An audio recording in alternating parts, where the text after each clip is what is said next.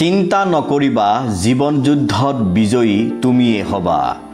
সফলতাই তোমাৰ চৰণ স্পৰ্শ কৰিব। প্ৰভু হনুমানে কৈছে যে কিয় চিন্তা কৰিছা, তোমাক কেতিয়াও পৰাজয় হ'ব নিদিওঁ। জয় শ্ৰীৰাম। প্ৰিয় ভক্তবৃন্দ, তোমালোকৰ বাবা, মিত্ৰ আৰু তোমালোকক বিজয় দিওঁতা বজৰংবলী সদায় তোমালোকৰ হৃদয়ত বাস কৰোঁ। তোমালোকৰ প্ৰতিটো পল অনুপল উশাহ নিশাহত মই বিৰাজমান হৈ আছোঁ। তোমালোকৰ স্মৰণ চিন্তা ভাৱনাত মই সদায় মগ্ন হৈ থাকোঁ। হয়তো তোমালোকে ভাবা যে মই তোমালোকৰ পৰা বহুত দূৰত, তোমালোকৰ কথা মই নাজানো। কিন্তু হে প্ৰিয় ভক্তগণ, মই সদায় তোমালোকৰ অন্তৰতে বাস কৰোঁ। তোমালোকৰ দুখ, চকুপানী, কষ্ট মোৰ কাৰণে বহুত মূল্যৱান। তোমালোকৰ কষ্টক সদায় মই সহানুভূতি দৃষ্টিৰে চাওঁ। তোমালোকৰ ইচ্ছা যাতে পূৰণ হয় তাৰ কামনা কৰোঁ, কাৰণ তোমালোক ভক্তগণ মোৰ অতি প্ৰিয়। তোমালোকৰ প্ৰতিটো দুখ, চিন্তা, কষ্ট, ভাৱনা, কল্পনা আদিত মই জড়িত হৈ থাকোঁ। কাৰণ মই তোমালোকৰ ৰাম ভক্ত হনুমান তোমালোকক কেতিয়াও বিপদত নেৰোঁ। তোমালোকৰ বাবেই মই 4 যুগৰ অমৰ হৈ আছোঁ। তোমালোকৰ পৰা মই একো নিবিচাৰোঁ। মই বিচাৰোঁ কেৱল তোমালোকৰ প্ৰেম, ভক্তি আৰু শ্ৰদ্ধা। তোমালোকৰ ভক্তিত মই মগ্ন হৈ থাকোঁ। তোমালোকৰ প্ৰেমত সদায় মই প্ৰেমী হৈ থাকোঁ। তোমালোকে কষ্ট আৰু দুখত মোক চিন্তা কৰাটো নিবিচাৰোঁ। তোমালোকে সদায় আনন্দ মনে মোক চিন্তা কৰিবা। মোক তোমালোকৰ হৃদয়তে অনুভৱ কৰিব পাৰিবা। তোমালোকৰ কৰ্ম জীৱনৰ পথ প্ৰদৰ্শক হিচাপে মই সদায় থাকোঁ। যি পথত তোমালোকেই মোক স্মৰণ কৰি আগুৱাই যাব লাগিব। যিসকল ভক্তই মোৰ নাম স্মৰণ কৰি জীৱন যুদ্ধত আগুৱাই যায়, সেইসকল ভক্তই জীৱন যুদ্ধত বিজয়ী হয় আৰু তেওঁলোকৰ যশস্যা চাৰিওফালে বিয়পি পৰে। তোমালোকৰ কৰ্ম যদি সত্য হয়, আনৰ প্ৰেৰণাদায়ক হয়, তেতিয়াহ'লে সেই কৰ্মই তোমাক বিজয় কৰি তুলিব।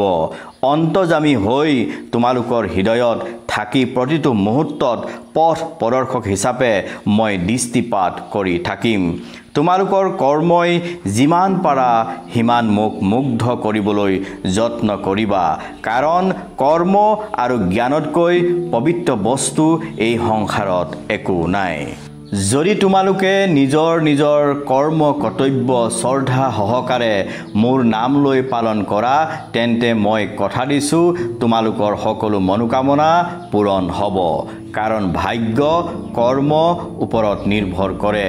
যাৰ যেনেকুৱা কৰ্ম তেওঁৰ তেনেধৰণৰ ভাগ্য। মই তোমালোকৰ বাবা হনুমান, মই তোমালোকক কেতিয়াও নিৰাশা নকৰোঁ। তোমালোকৰ জীৱনত হয়তো কেতিয়াবা কাৰোবাৰ এনে ঘটিব পাৰে, যেতিয়া কোনোবা ভক্ত সম্পূৰ্ণ নিথৰুৱা হৈ যায়, সকলো শেষ হৈ যায়, জীয়াই থকাটো অসম্ভৱ হৈ যায় আৰু তেনে অৱস্থাত যেতিয়া আশাৰ সঞ্চাৰ হোৱা দেখা যায়, কোনোবাই আপোনাক সহায় কৰিবলৈ অহা, সান্তনা দিবলৈ অহা, তেতিয়া জানিবা সেইজন কোনো নহয়, সেয়া কেৱল মই, মোৰ দ্বাৰাই এয়া সম্ভৱ হয়। প্ৰিয় ভক্তগণ, তোমালোকৰ যিমান ভক্তি সিমান মোৰ কৃপা। মই সদায় তোমালোকৰ ভক্তি, প্ৰেম আৰু শ্ৰদ্ধাত মগ্ন হৈ থাকোঁ। যি মোক হৃদয়ৰ পৰা স্মৰণ কৰে কেতিয়াও নাপাহৰে, ময়ো তেওঁলোকক কেতিয়াও নাপাহৰোঁ। তেওঁলোক মোৰ হৃদয়ত আৰু মই তেওঁলোকৰ হৃদয়ত বাস কৰোঁ। যিসকল ভক্তই ধৈৰ্য ধৰি মোৰ ওপৰত ভৰসা কৰে, তেওঁলোকৰহে এইখন পৃথিৱীত জয় হয়। জীৱন জীয়াই থকা মূল মন্ত্ৰ হ'ল কৰ্ম, ভক্তি, ধৈৰ্য আৰু অধ্যৱসায়। যি এই মূল মন্ত্ৰক নিজৰ জীৱনত প্ৰয়োগ কৰিব পাৰিছে, তেওঁলোকৰ ওপৰত মোৰ কৃপা সদায় বিৰাজমান হৈ থাকে। মোৰ কৃপাৰ পৰা তেওঁলোক কেতিয়াও বঞ্চিত নহয়। হে ভক্তগণ, মহাভাৰতৰ পাণ্ডৱসকলৰ জীৱনটো চোৱা। প্ৰথমে ৰজাৰ পুত্ৰ, ৰাজপ্ৰসাদৰ সকলো আনন্দ, সোণোৱালী জীৱন, ৰাজ কাৰেঙত মহা আনন্দৰে লালন পালন হোৱা জীৱন। কিন্তু হঠাৎ জীৱনলৈ নামি আহিল অনামিকা, দুখৰ ডাৱৰ, অন্ধকাৰময় জীৱন, নিসহায় জীৱন, আনৰ দ্বাৰা বঞ্চিত জীৱন। 12 বছৰ বনবাস, এবছৰ অজ্ঞাতবাস। কিন্তু পঞ্চপাণ্ডৱ সত্যবাদী আছিল, তেওঁলোকৰ লগত অসীম ধৈৰ্য আছিল, জীয়াই থকাৰ সাহস আছিল। তেওঁলোকে জীৱন যুদ্ধত জয়ী হ'বৰ কাৰণে অপ্ৰাণ কষ্ট কৰিছিল। ফলত পৰমাত্মাই তেওঁলোকক সহায় কৰিছিল আৰু সমগ্ৰ ভাৰতবৰ্ষৰ চক্ৰৱৰ্তী ৰজা হৈ শেষত সুখ ভোগ কৰিছিল।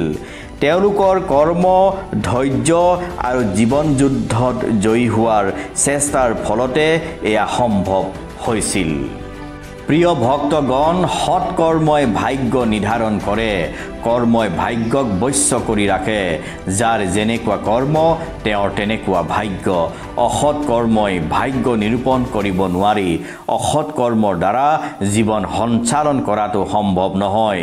সেইকাৰণে যিমান পাৰি জীৱন সৎকৰ্মৰ দ্বাৰা পৰিচালিত কৰিবলৈ চেষ্টা কৰিব লাগে।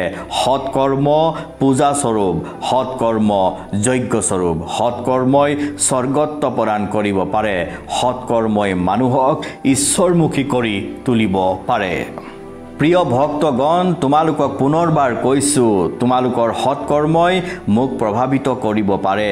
মোৰ নাম লৈ অসৎ কৰ্ম কৰিলে মোক নাপাবা, কাৰণ অসত্য, অসৎ আৰু অধৰ্মীৰ লগত মই নাথাকোঁ। তেনেলোকক মই সদায় ত্যাগ কৰোঁ। যি সৎ স্বভাৱৰ, যি কৰ্মী, যি উদ্যোগী, যি কৰ্মৰ ওপৰত বিশ্বাস কৰে, যি নিজৰ কৰ্তব্য কৰ্মক নিষ্ঠাৰে পালন কৰে, তেনেলোকৰ হৃদয়ত মই সদায় বাস কৰোঁ। তেনেলোকৰ জীৱন যুদ্ধত বিজয় হোৱাটো সদায় কামনা কৰোঁ। ধন্যবাদ।